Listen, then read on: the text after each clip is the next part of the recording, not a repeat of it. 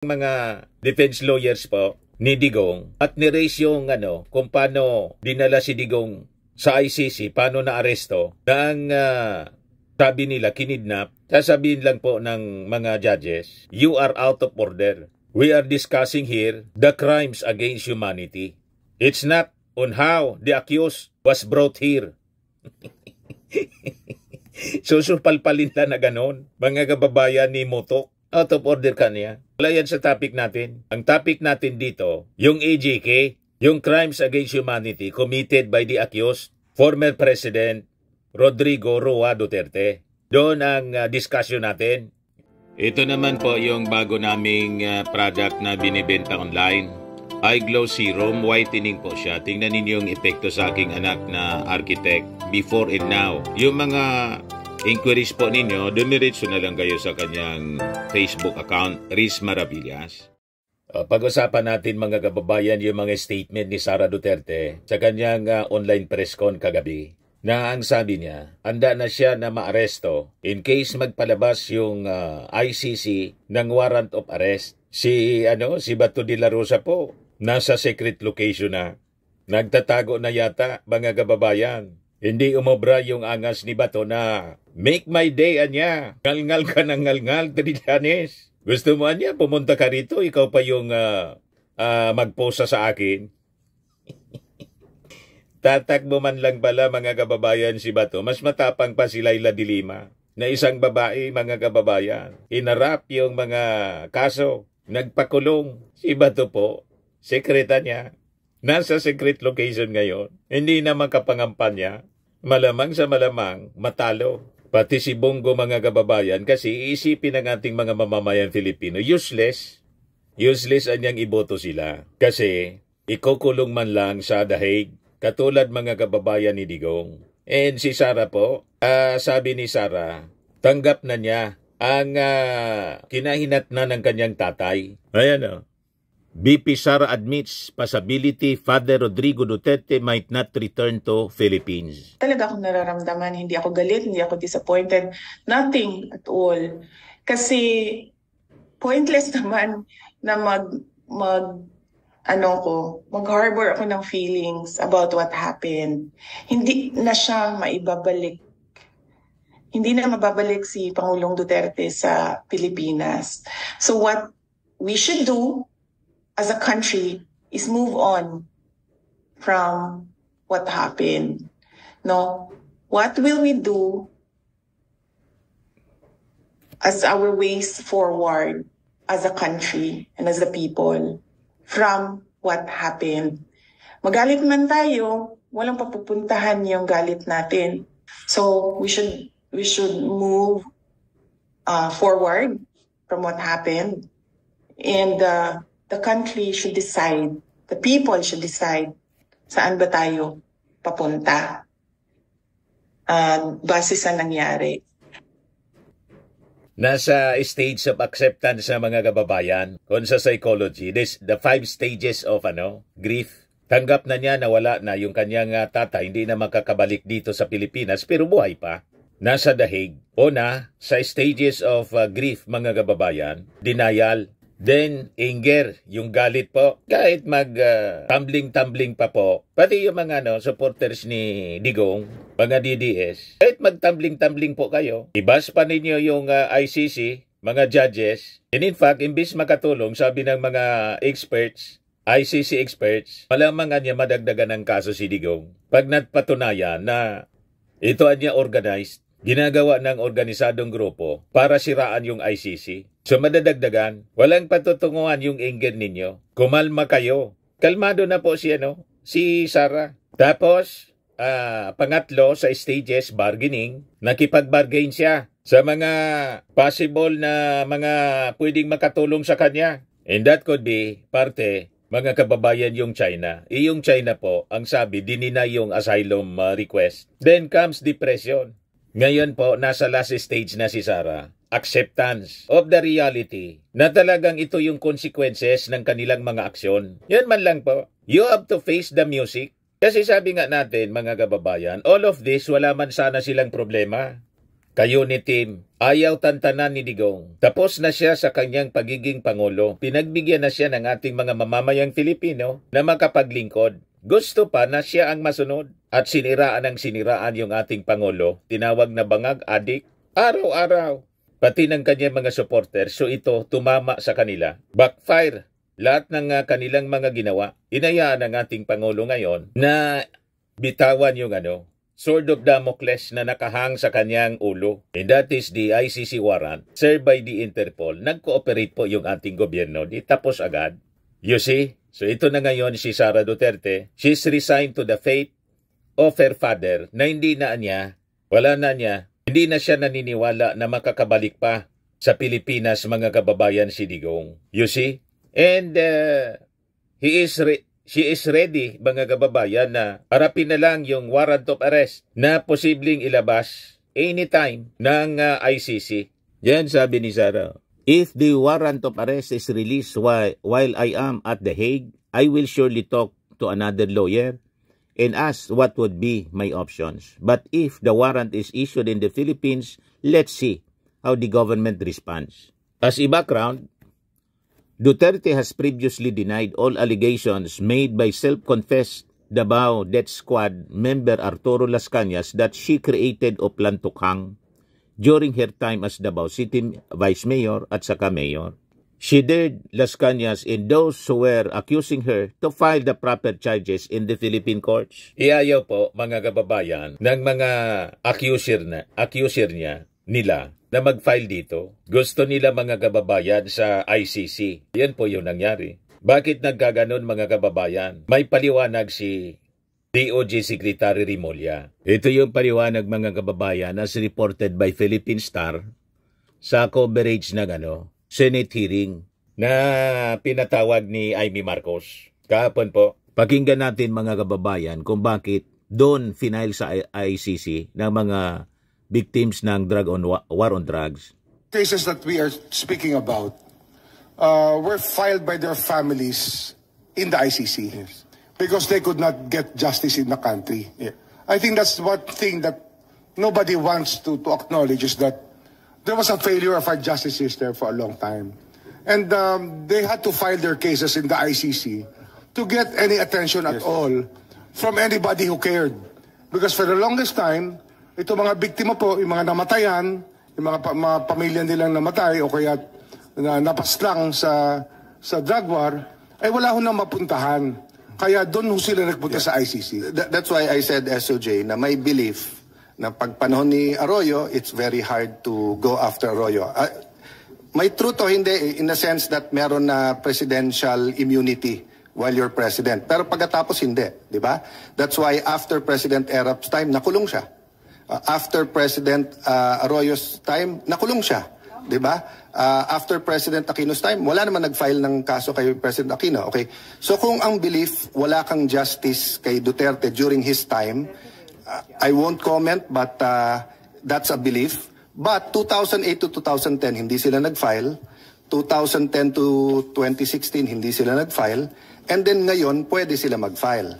Diba? So, and walang so I mean, the ICC should also look at our patterns and system. It's not only the period Ang problema doon, Senator Cayetano, discretion yon ng mga victims. Feeling kasi ng mga victims, may mga judges pa rito at mga authorities na indebted sa previous administration. Kaya, kahit tapos na yung turno ni Digong, wala pa rin silang tiwala. Itinuloy na lang yung final ng mga victims noong 2017 sa ICC. Yan ang problema Itong problemang ito, nag-create lahat ng problemang ito, yung previous administration. Kumuha siya ng sarili niyang martilyo na inampas sa kanyang ulo. Ganun ang nangyari. Sabi doon po sa Senate hearing, mga kababayan, kahapon, napakarami ng mga victims po na napatay, walang police report.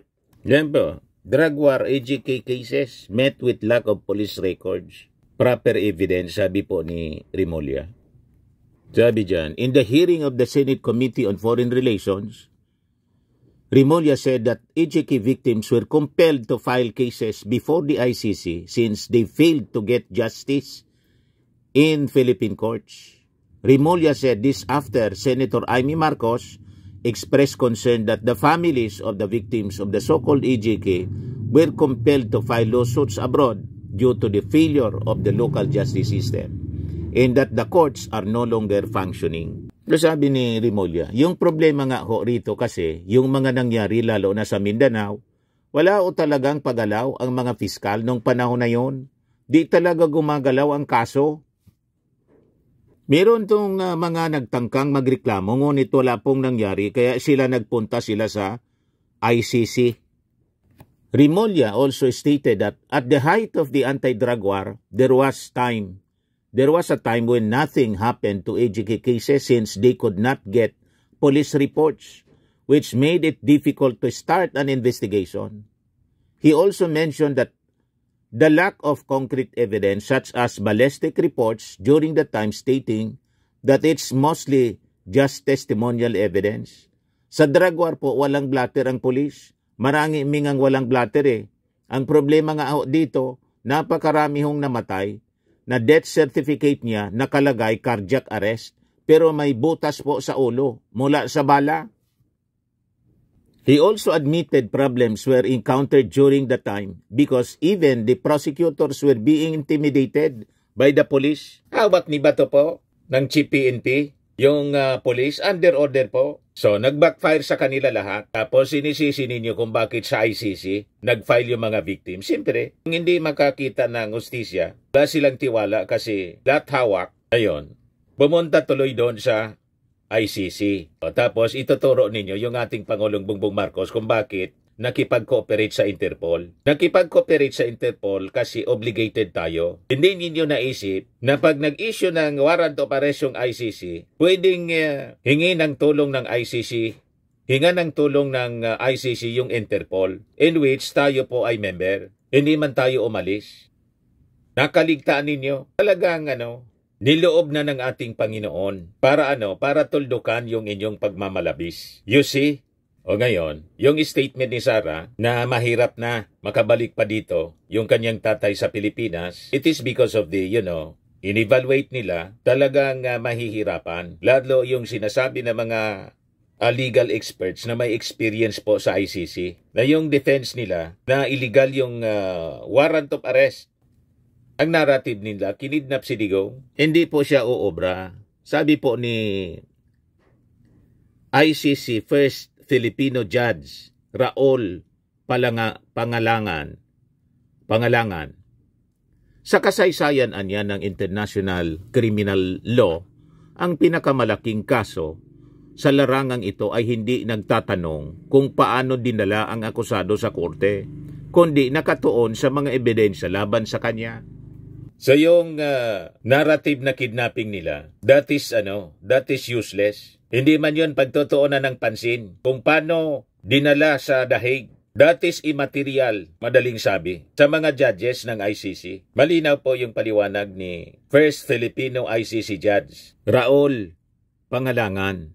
Hindi nagtatanong kung paano dinala ang akusado sa korte, kundi nakatuon sa mga ebidensya laban sa kanya. Kaya pagharap ng mga defense lawyers po ni Digong at ni-raise yung kung paano dinala si Digong sa ICC, paano na-aresto, na ang sabi nila kinidnap, sasabihin lang po ng mga judges, you are out of order. We are discussing here the crimes against humanity. It's not on how the accused was brought here. Susupalpalin lang na ganon. Mga kababayan ni Motok, out of order ka niya. Wala yan sa topic natin. Ang topic natin dito, yung EJK, yung crimes against humanity committed by the accused, former President Rodrigo Roa Duterte. Doon ang discussion natin. Tapos na. Ngayon, sabi ni Sara dito sa balita, wala akong balak tumira sa Netherlands. Sara Duterte building dad Rodi's legal team before flying home. Hindi na po ngayon nakadepende sa mga plano mo po, Sara Duterte, ang iyong future. Nakadepende na yon doon sa ilalabas na ICC warrant. So you are not anymore the master of your fate. Dapat ma-realize mo yan. Yan sabi niya, wala daw siyang intention na mag-stay sa Netherlands for good. Pero hindi pa niya ako sigurado kung kailan ako babalik. Kasi ina-assemble pa niya yung legal team. So sabi niya rito, ensuring Duterte support group is part of her obligation as Vice President considering the former President is also a Filipino citizen. Mayroon akong return ticket sa April. Yun dahil kailangan kasi, required siya bago ka makaalis, mayroon kang return ticket. Hindi ko alam kung hanggang kailan ako rito. Sa totoo lang, dahil hindi pa nabuo ang legal team ni dating Pangulong Rodrigo Duterte. As Vice President, may obligasyon ako na buuin yung kanyang support group dito para may tumutulong sa kanya na makalabas sa ICC detention. So April pa pala, mga kababayan, next month, malamang sa malamang, may nakasunod na sa kanya, nakasubaybay na po. Kaya nag-disappear na po si Senator Bato. Sabi dito sa balita, iniwanan si Duterte sa ere. Malacanang expressed its disappointment over Senator Ronald De La Rosa's plan to go into hiding amid the possibility of the ICC ordering his arrest for his role as the chief enforcer of the violent war on drugs. Sabi ni Yussi Castro, ito ba ang gusto niyang ipaiwatig sa taong bayan na kapag may warrant of arrest ay dapat magtago? Hindi po ito makakabuti sa mga kababayan natin na mismong leader natin ay hindi harapin ang anumang kaso o complaint na naisampa o maisasampa laban sa kanya. At hindi po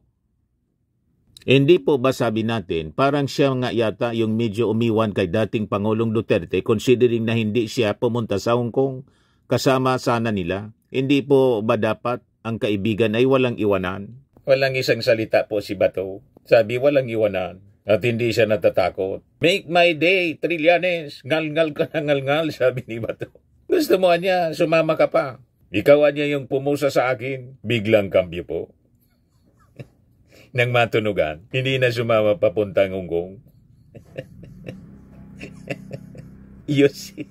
Kaya ito mga kababayan na pamilya Duterte, saka mga kaalyado niya, si Bato, si Bongo, lahat sila. Sinira nila yung kanilang karera sa politika. Sila man lang po ang sumira. Kaya yung mga akusasyon na this is politics, malabo po. This is about crimes against humanity. This is about excesses and abuses mga kababayan habang sila ay nasa poder. So ano yung lesson? Huwag magmalabis. Ganon din sa mga DDS. Ngayon, yung mga vloggers nila ay hearing. At malamang sa malamang, pag hindi sila mag-attend ngayon, matutulad sila kay Harry Roque, nasira yung buhay. Tulad sila, sinira nila yung buhay nila. Ito po yung chairman ng Committee on Public Order, Safety and Information Committee, Committee on Technology and Public Information. Ang presiding si Congressman Johnny Pimentel. Pakinggan natin yung opening statement. For the information of everyone, this is the continuation of the hearing of the TRICOM Committee, composed of the Committee on Public Order and Safety, Information and Communications Technology, and Public Information on the privileged speeches of Representative Robert H. Barbers delivered in the plenary on December 4, 2024, entitled Social Media Vloggers, and on December 16, 2024, entitled Bagong Pilipinas Condemn China Fake News. We convene today to continue our crucial inquiry into the pervasive issues of fake news and misinformation that have increasingly threatened our democratic processes, societal cohesion, and individual understanding of truth. In an age where information is at our fingertips, the challenge of discerning fact from fiction has never been more pronounced or more critical. Hindi na po biro-biro ito dahil nagpalaganap na ng mga fake news. Sagad na at walang pakundangan ang mga taong responsable sa pagpakalat nito sa mga epekto sa taong kanilang pinupuntirya. At pati na rin sa bansa, no one is safe. Wala nang sinasanto.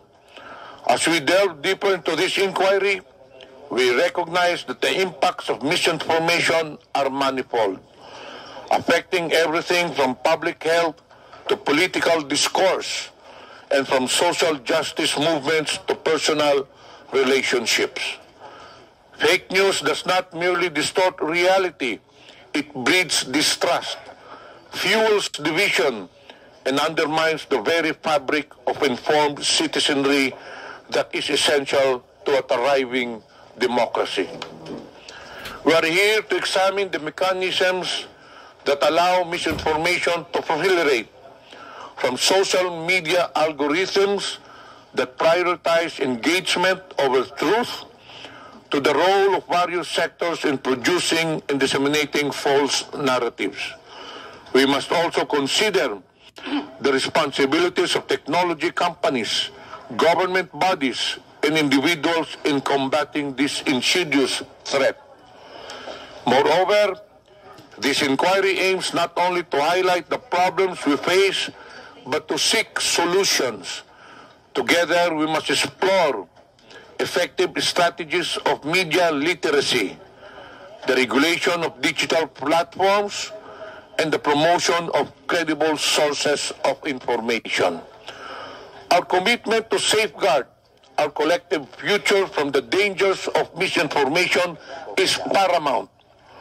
To make this hearing more productive, we have invited various resource persons from government agencies, social media influencers, and representatives from social media platforms to explore how they can help address the proliferation of fake news in our country. As mentioned, we're also seeking the expertise of government agencies tasked with combating fake news to understand the extent of their authority and the steps they have taken to address this issue. As we engage in our witnesses and panelists today, I urge all of us to approach this inquiry with open minds and a collaborative spirit. It is only through thoughtful dialogue and a concerted effort that we can uphold the integrity of information and empower individuals to become discerning consumers of news. I look forward to a productive hearing today as we work together to address and mitigate the impacts of fake news and misinformation in our society. Maraming salamat po. Nandito si JB Ruiz, tapos si Jose Castro. Yung ibang mga in-invite na vloggers, DDS vloggers, nag-attend na po. Natakot siguro. Nakita natin si Trixie Cruz Angeles. Ayan si Trixie Cruz Angeles. Tingnan natin kung sino-sino. Pakinggan natin. Ms. Bea Bautista. From Terra Files, we have Ms. Ellen Tordesillas, the president and co-founder. From the Press One Philippines, we have Mr. John Hart Aloigan and Mr. Lei Jensen San Diego. Also, we have the following mga DDS, si persons: Reyes, Ms. Elizabeth Joey Cruz, Edo, Ms. Ethel Pineda, Ms. Crisette Laureta Chu, yan. Mr. Mark Anthony Lopez, Attend na sila. Attorney J.D. Aspiras, Dr. Richard Tesoro Mata, si Mark and Attorney Lopez. Trixie Cruz Angeles. Mr. Chair, I would like to also acknowledge the presence of Congressman Ramon Rodrigo Gutierrez. That's all, Mr. Chair. Nandiyan na yung mga vlogger. Mr. Chair. Yes. Yes. May I also request the committee to acknowledge the presence of Mr. Anton Mauricio, who is the Board of Trustee of the Global AI Council, and who could contribute to our discussions today. Okay, Yes. thank you. And another person who is Ai Ubaldo, Executive Director of the Creators and Influencer Council and Blockchain Council of the Philippines. Is she present in the room right? Tuloy natin yung discussion. Wala. So then maybe we can invite them next time. We did not include them anymore today because Yung they were inquirer, already yung present during the last nilinin. hearing. Does that follow, Mr. Chair, that because nobody questioned them in the last hearing, they can simply absent themselves today? Si We Marcoleta. required them to attend the last hearing. And now we have invited other resource persons. May I inquire from the COMSEC, were they invited today so that we will be fair? According to COMSEC, Congressman Marcoleta, the Philippine Daily Inquirer and Philippine Star were not invited. So we know the reason why they were not invited today, Madam Chair. The COMSEC has the liberty to decide on this, or the chairperson are the ones who are authorized to decide on whether to invite people or not. Kong Marcoleta, you know the process. For every hearing, we have a set of resource persons to be invited. I know that, Mr. Chair. What I'm saying is there was a commitment. It is already very clear that they were not invited today because, to be fair with them, they were present during the last hearing and nobody asked questions. Kaya nga, hindi na sila inibita because we are focusing on other resource persons. Kaya nga po, yun ang gusto kong itanong. If that would be the case, if you would like to really insist, then we will invite them. Or if you want, if you can wait, we will call them and have them come here to send a representative.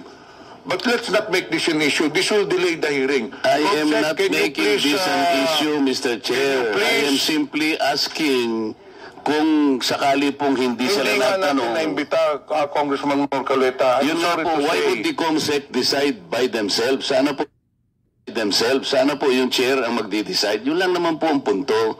The COMSEC cannot decide on who to invite or who cannot be invited. And chair po ang may prerogative. It was a prerogative of the chairman not to invite them because they were not asked questions already.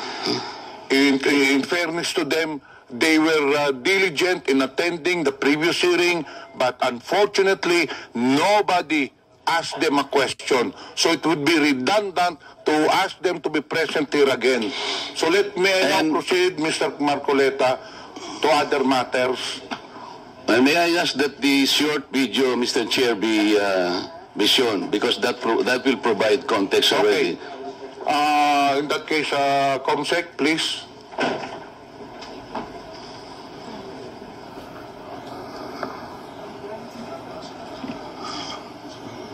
Ng Iglesia ni Manalo.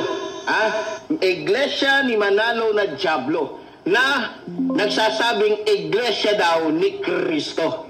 Itong si Marcoleta ay talagang demonyo din na katulad po ni Kibuloy. Paano ko nasabi? Mamaya po papaliwanag ko sa inyo kung gaano po kademonyo yung putang inang Marcoletang ito. Itong malaking matang itong diputang ito na masasabi mo talagang diablo rin katulad ni Kibulok.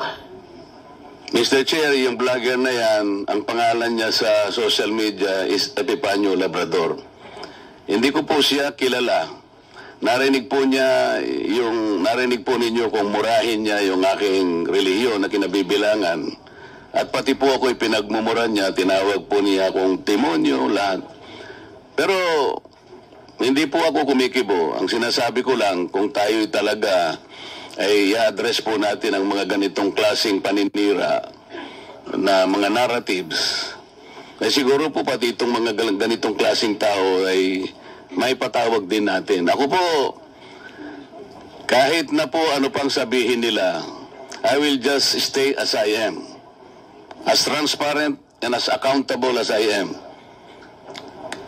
Because right now, what we need are people that can probably criticize us to the height of even abusing their rights. Pero ako po, walang problema sa kanila.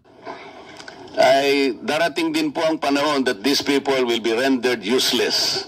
At wala nang maniniwala sa kanila until time will come na masasabi ng tao that they are stupid, useless people and they are simply liars. Tayo po, ang ating role lang basta ayusin lang po natin ang ating pagsisilbi. Kahit ano pong sabihin nila sa atin. Tingnan po niyo yung pagmumura nila sa akin. Wala naman po akong hindi ko po nga kilala yan. Kung murahin niya po ako, parang kayo po, narinig po ninyo lahat kung anong pinagsasabi niya. But people, I think, will not believe him. Dahil hindi po ako yun, yung sinasabihan niya.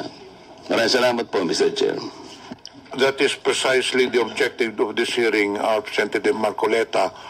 So, are you requesting that Mr. Epifanio be called to be invited for the next hearing? By all means, Mr. Chair, and I will thank you for that. Comsec, please take note. The said person that has been mentioned earlier by Representative Marcoleta will be invited for the next hearing. Before we proceed, may I acknowledge the presence online of Representative Mix Villafuerte, Representative Sandro Gonzales. And finally, can we now present the committee video presentation with the interpellations? Mr. Chair, Yeah. do we have other bloggers that we have today? We would like to know if there are other bloggers present right now. Comsec, can you read again the vloggers present and those who are absent? Your Honors, in attendance for today's meeting, the following vloggers: Ms. Elizabeth Joey Cruz, Ms. Ethel Pineda, Ms. Crisette Laureta Chu. Mr. Chair, if they're here, we'd like them to stand up and acknowledge the recognition. We already did earlier. I just told them to raise their right hands. Anyway, we have 18 invited social media personalities or quote-unquote bloggers, and I don't know how many are present. But anyway, we'll now proceed with the... can you read again the the bloggers present? Ms. Elizabeth Joey Cruz, Ms. Ethel Pineda, Ms. Crisette Loretta Chu, Mr. Mark Anthony Lopez, Ms. Mary Jane Kiambao Reyes, Dr. Richard Tesoro Mata, Attorney Trixie Cruz Angeles, and Mr. Mark Louis Gamboa. So there are at least about 7 to 8 out of 18 social media personalities present. Mr. Chair, some of these bloggers have their lawyers with them. So I'd like to find out if these lawyers would be allowed to I think former Secretary Silvestro Bello is standing as lawyer for the social media personalities, correct? Yes, Your Honor. I would like to confirm that we represent Ms. Crisette Chu as our client, and the other bloggers and who are here present and who have their own counsel, but we collaborate with the third counsel, Your Honor. Thank you. Representative Paduano. Mr. Chairman, can we ask Attorney Bello? Sir, can you mention all the names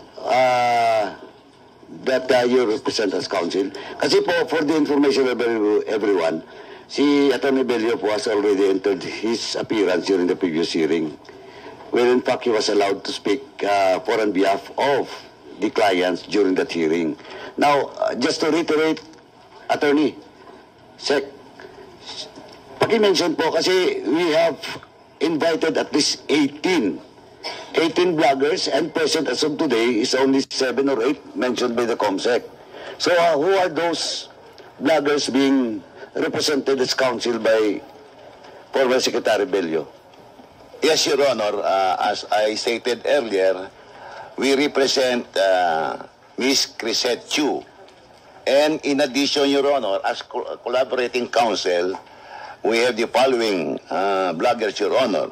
Ms. Mary Jane Reyes, Ms. Trixie Angeles, Ms. Joy Cruz, Ms. Aaron Peña, Mr. Ahmed Paglinawan, Ms. Ethel Pineda Garcia.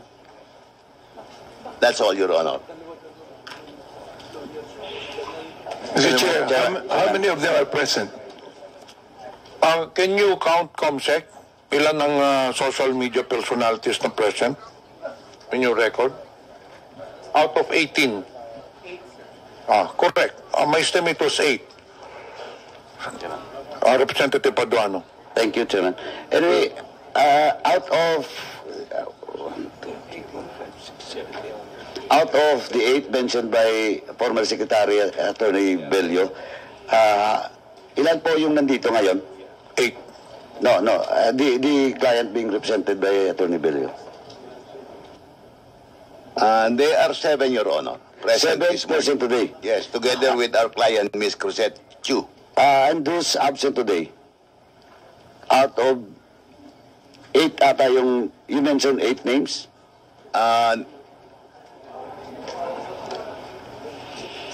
In addition to our client on record, Ms. Chu, Your Honor, we are collaborating with the counsel, with their counsel, Attorney Gonzales. They are only 6 present this morning, Your Honor. And who are those absent today? Paki-mention na po yung absent. Para ma-check lang po sa record doon sa invitation that was sent to them. Kung ano pong status nun. We only represent, Your Honor, those, in collaboration, only those who are present this morning, Your Honor. Only those? Yes, Your Honor. So that's, Mr. Chairman, that's on record that they will only represent those present today. Yes, Your Honor, those present today. Only in collaboration with their counsel on record, Sec, hindi ko po ma-remember if the co-counsel of those bloggers have already entered their appearance during the previous hearing. No. You don't want. Your Honor, our recollection is only to our counsel, our client on record, Ms. Chu. As to the other bloggers present this morning, we only appear in collaboration with their counsel on record, Your Honor. So, all this counsel for those other bloggers present today, nandito ba? Ano ba? Ano? Okay. O, na magsasalita na yung mga vloggers. Yes, proceed. I give you 2 to 3 minutes for a statement.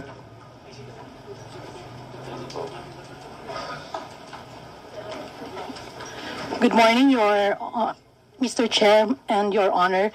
This would be my individual statement. I am appearing before your esteemed committees Si MJ Kiambao upon your Reyes. invitation as a resource person and to give due honor to and respect to our public institutions. Ako po si Mary Jean Kiambao Reyes or MJ Kiambao sa Facebook, co-founder ng isang humanitarian organization. I am actively involved in providing assistance to indigent pediatric patients and communities affected by natural disasters for almost 2 decades now. And as such, I'm exposed to the sufferings of many of our countrymen. Dahilan kung bakit ho masidhi ang aking layunin na labanan ang korupsyon na siyang nagdudulot ng masidhing paghihirap. Nauunawaan ko na ako po ay ipinatawag sa hearing na ito bilang isang resource person ukol sa usaping fake news. Dahil sa mga nagkalat na balita ngayon kung saan labis na nadudungisan na ang aking pangalan at nadidikit sa mga salitang fake news purveyor, pogo bloggers, China paid, narco blogger, nadudungisan ang pangalang pinakaiingatan at ko at ng aking mga magulang, kaya nais ko lamang po sanang linawin ang mga sumusunod. Bagamat walang masama sa pagiging isang blogger, I cannot really categorize myself as such. Ako po ay isang karaniwang Pilipino lamang na nagsusulong ng good governance at free speech mula pa noon bago pa man lumaganap ang paggamit ng social media. Hindi po ako pro or anti-Marcos or Duterte or any other politician. Ako po ay pro-good governance. Sumusuporta po ako sa bawat pinuno at bawat Pilipinong nagtataguyod ng maayos at malinis na pamamahala at malayang pamamahayag at pagpuna. Hindi po ako taga-balita. I am not a journalist. I only react and opine to news and current events online. I criticize and yes, I admit sometimes I have my biases, but I do not hit below the belt or resort to ad hominem statements. Issue-based lamang po ako. Lalong hindi po ako nagsusulat o deliberately nag-share ng fake news. Bagamat hindi ko pinasok ang mundo ng pagbabalita, ako po ay isang mass comm degree holder. Isa rin akong editor-in-chief noon at dala-dala ko pa rin ang mga pinag-aralan ko at code of ethics ng mga mamamahayag. Ang bawat opinion ko at reaksyon sa social media ay base po sa aking katotohanan. Katotohanang ayon sa aking karanasan, pinaniniwalaan at prinsipyong pinanghahawakan. Hindi po ako tumatanggap ng anumang bayad o pabor mula sa Pogo, sa narco, China o sa kahit sinong politiko. I have always been against all forms of gambling and illegal drugs. Kabilin-bilinan po ng aking mga magulang, magdildil ka na ng asin. Huwag ka lang magnakaw at huwag mong ipagbibili ang iyong dangal. Nag-aaral po ako ang maigi at kumayod ng husto para maitaguyod ko ang aking pamilya at ang aking sarili sa marangal na paraan. Kaya masakit po na madikit sa mga ganong salita na yung mga fake news purveyor at narco-bloggers. Ngayon naman sa usaping China at West Philippine Sea, I do not claim expertise on this matter. Ang sa akin lamang bilang isang Pilipino, marapat lang na protektahan natin ang bawat isla ng ating bansa sa legal at mapayapang pamamaraan. I am afraid, Your Honor, na wala po ako masyadong maiambag sa usapin ng fake news, pogo bloggers, narco bloggers, as I am not in any way involved in any of that. I also cannot claim expertise on social media and blogging. In fact, my SOCMED account is not even monetized. Now, given my limited knowledge on the topics of this legislative hearing, ang maimumungkahi ko lamang sa ngayon ay dalawang bagay lamang. Una, labanan po natin ang fake news sa pamamagitan ng paglalabas ng mas maraming reliable information mula sa iba't ibang ahensya. Pangalawa, and more importantly, paigtingin po natin ang edukasyon ng bansa. Gawin nating mas matatalino ang mga Pilipino so they themselves can more easily decipher what is true from what is false. And I think everyone here sa mga kasama ko sa social media support the efforts of the TRICOM. We agree that free speech and freedom of expression must be protected and that fake news, disinformation must be eradicated. These are our common grounds that unite us. We wish TRICOM every success. Yun lamang po sa ngayon ang aking maimumungkahi. Sakaling may mga issue sa mga susunod na pagkakataon ukol sa free speech, anti-corruption at disaster relief operations kung saan mas doon po ako linya, at doon yung mas marami kong maiaambag, ay handa po akong makipagtulungan. Muli, maraming salamat at magandang umaga po sa lahat. Thank you, Ms. Reyes. Just a reminder to the members, after the statements or discussing the issues, we will proceed to the interpellation. As usual, we have a rule for those who would like to interpellate. Please have your names listed for a proper and orderly hearing. Your name? Magandang umaga po sa inyong lahat. Ako po si Dr. Ethel Pineda Garcia, 64 na taong gulang at isang manggagamot. No, ako po ay pinadalhan ng imbitasyon na dumalo sa hearing, sa unang hearing, kung saan ako po ay magiging isang resource person tungkol sa fake news. Pero lapit po yung mic. Reminder to all the members and resource persons, may problema po tayo sa audio. So when you speak, please ilapit lang po yung mikropono. Salamat po. Nang ako po ay pinadalhan ng imbitasyon na dumalo sa hearing kung saan ako po ay magiging isang resource person tungkol sa fake news at ang pagpondo ng mga pogo at narcos, ay nasurpresa po ako dahil sa mga sumusunod. Hindi po ako gumagawa o nagsusulat ng news o balita. Ako po ay nagkokomentaryo lamang sa mga nababasa ko. Sa aking pagkakaunawa ay maroon tayong kalayaan na sabihin ang ating mga opinyon sa mga pangyayari at sa ating kapaligiran ayon sa saligang batas. Wala po akong kaalaman sa Pogo at Narcos. Ako po ay nag-aral ng mahabang panahon. Nalalaman niyo naman po kung gaano kahaba ang pag-aaral ng medisina at pagkuha ng espesyalisasyon. Sa akin pong panig ay 2 beses po ako ang nag-specialize. At nag-practice ng medisina sa hangad na mabuhay ng marangal na di umaasa sa iba, lalo na sa masamang pinanggalingan ng pera. Sa aking pananaw, at ito ay sinabi ko sa unang sagot ko sa committee, ay hindi ako karapat-dapat na resource person dahil sa wala akong alam dito. At kung may issue tungkol sa kalusugan, tulad ng sinabi ko, ay handa akong tumulong sa gaano man na aking makakaya. At ito po naman ay ginampanan ko habang tayo ay nagkakaroon ng pandemya sa COVID. Kasama po akong dumulog sa Korte Suprema dahil nais ko pong malinawan kung ano nga ba ang dapat. Nananalig po ako na ang batas ay dapat sundin ng lahat. Ang aking pamumuhay ay simple lang. Wala po akong karanyaan. Ang buhay ko ay itinoon ko sa pag-aalaga ng aking pamilya bilang breadwinner sa mahabang panahon.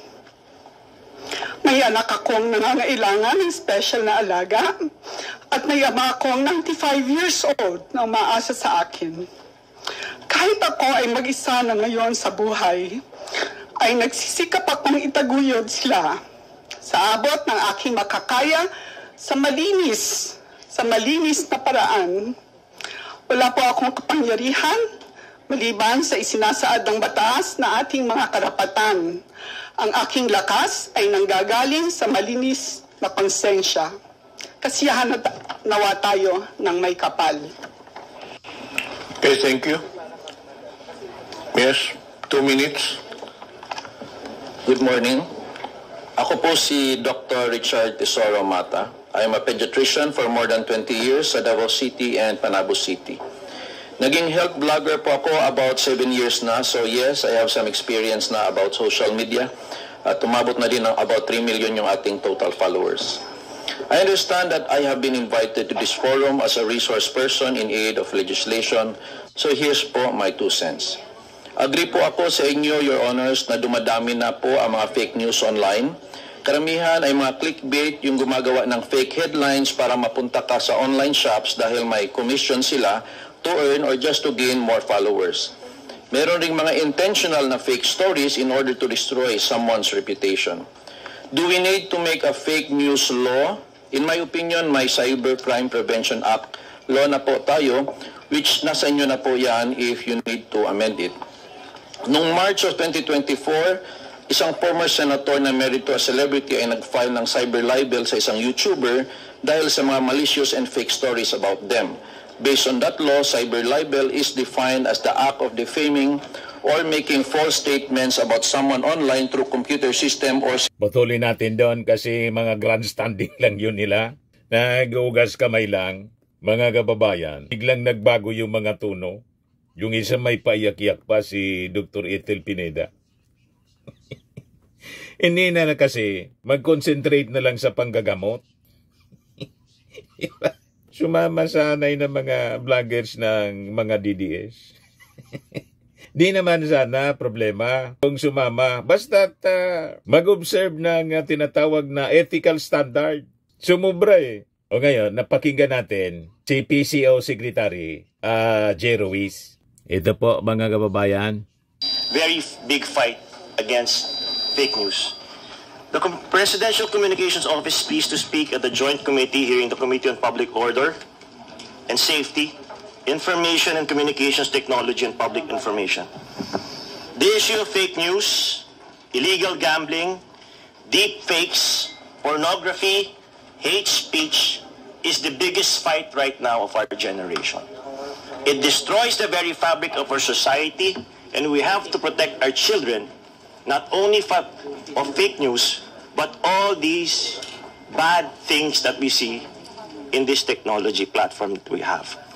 But more on the vloggers, we should concentrate a regulation on the platforms. The platforms like Meta, TikTok, YouTube are foreign platforms. They do not have a base here. When you complain for these posts that we can take down, it takes a long time. So we have to focus on the platforms, first of all, to self-regulate them. If you want self-regulation, or maybe come up with an operational system between the PCO, DOJ, and the DICT to identify these fake posts, to identify fake information.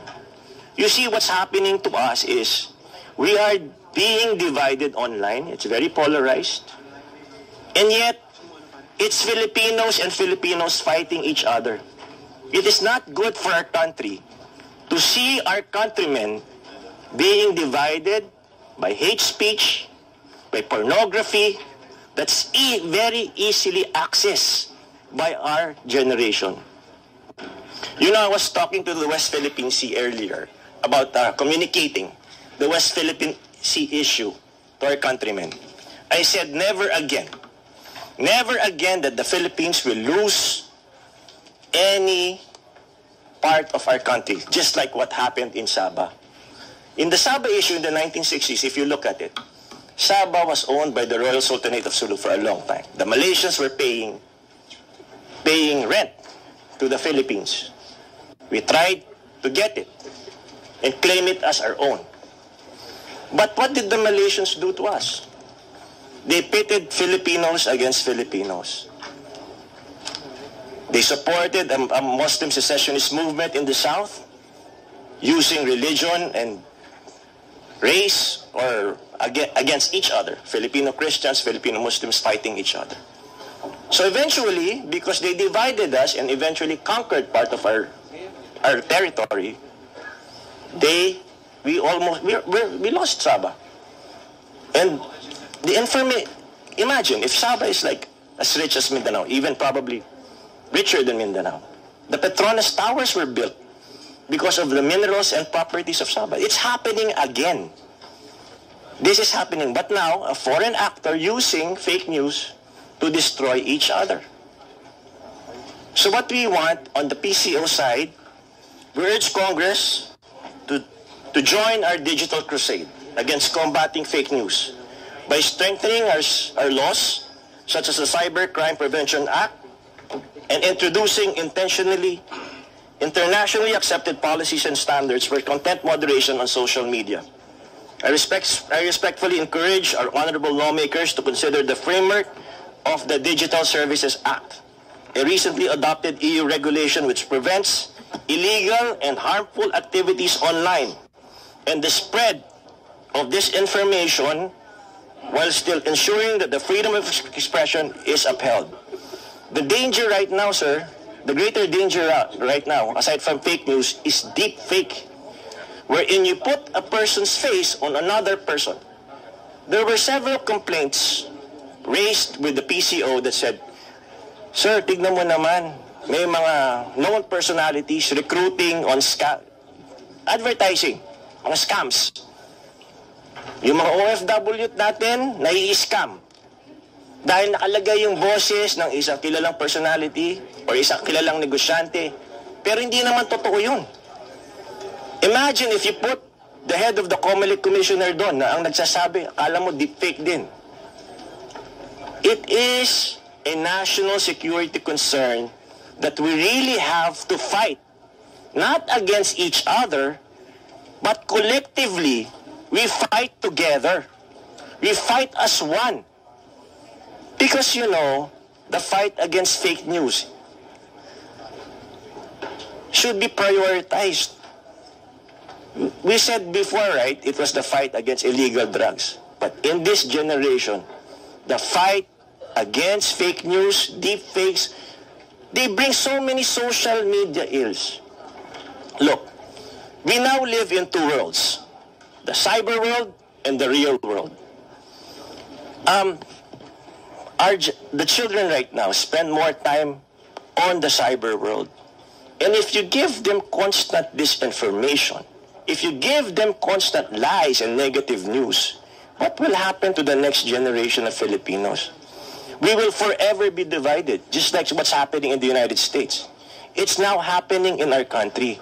It's so hard now to reach out to the yellows, to the greens, to the reds, or wherever political camp you belong to. What we need to do is to unite. Look at what happened, example, to Congressman Rodante Marcoleta. Pinagbumura siya. Nilait-lait ang kanyang relihiyon. Tama ba yun? And yet, there's no regulation. There's no regulation. There's no punishment. So, on the part of PCO, we're trying to come up with an operational system wherein the DICT, the Department of Justice, and PCO should come up together to take down all these posts we consider national security concern and posts that divides Filipinos and spreading of fake news, and also the fight against illegal online gambling on the internet. It's not just fake news. There's so many ills there. But of course, with technology, there's good and there's bad. It can be a force of good, but we make sure that online, the voice of truth should be louder than lies. It should always be louder than lies. Because now, a lie told 1,000 times drowns out the truth. We don't know what the truth is anymore. So we make sure here, as PCO, we make sure that in PCO, our foundation are truthful facts. I urge everybody here, let's get our acts together. We are not the enemies. We should stand together. The enemy is fake news. Thank you very much, Mr. Chair. Thank you, Sec Ruiz. Before we could... Very well said. PCO Secretary J. Ruiz, mabuhay. Labanan ang one-man factory ng fake news. Alam na ninyo sino. Kaya yung mga followers, sila yung nagdi-distribute ng mga manufactured stories na fake news galing sa pabrika. Nandun, imbitado. Kaya lang hindi lahat mga kababayan dumalo. But anyway, importante, may mga dumalo na at kumambyo. Nagpilato, mga kababayan. At itong ating programa, mga kababayan, atid sa inyo nitong ating mga sponsors. Fairmax, Firming and Lifting Cream. Pinapay po sa mga pulses in affected area. Mainam po ito sa mga pains at paninigas ng mga kaso-kasuan. Ito sa mukha naman yung application, anti-aging, Automax po siya. Ito ay Glow Zero, mga kababayan. Whitening po siya. Made in South Korea. Ito naman po, Ningxia Red Mix Fruit Drink. Gawa po siya sa goji berry. May anti-cancer properties po siya. At sa mga nagana po ng malinis and spacious fitness gym, pumunta lang po kayo sa aming Colossal Fitness Gym. May Grab Car Rental din po kami. At bills payment po sa aming office. At saka sa mga mahilig po sa mga imported bags, manood po kayo sa live selling ni Madam Aileen Rosales sa kanyang Aileen Closet po. Pati mga shoes, ito yung kanya po. Ito yung kanyang page. Kita ninyo, napakagandang mga online selling po siya. Si Madam Aileen Rosales. At cellphone number niya po, 773-798-7816.